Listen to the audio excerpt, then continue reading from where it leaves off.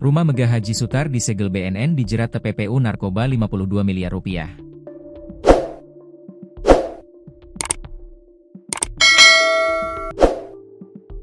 Aset-aset khas Sutar orang terkaya di Tulung Selapan Kabupaten Ogan Komering Ilir, Oki, Sumatera Selatan disegel Badan Narkotika Nasional, BNN. Khas Sutar bersama istrinya, Dewi dan seorang pekerjanya kini ditahan di sel tahanan BNN kawasan Jakabaring, Palembang.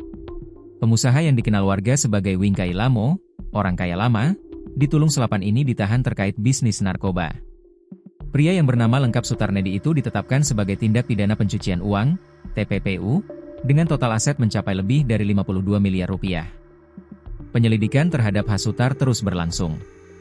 Aset-aset milik Khas Sutar yang disegel diantaranya 2 unit rumah, tanah kosong, kebun dan sarang walet.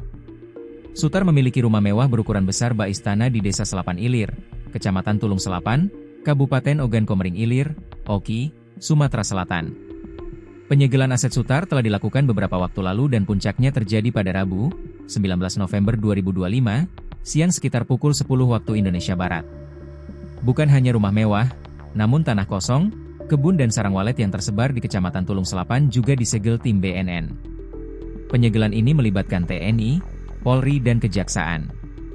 Tim BNN memasang kertas pengumuman menyatakan kalau aset-aset tersebut telah disita.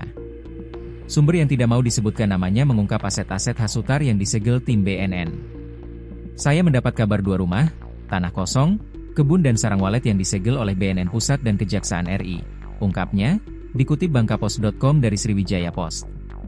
Tim gabungan juga mendatangi beberapa aset milik 2 tersangka lainnya inisial D dan A yang terlibat dalam perkara yang sama yang tersebar di wilayah Kecamatan Tulung Selapan.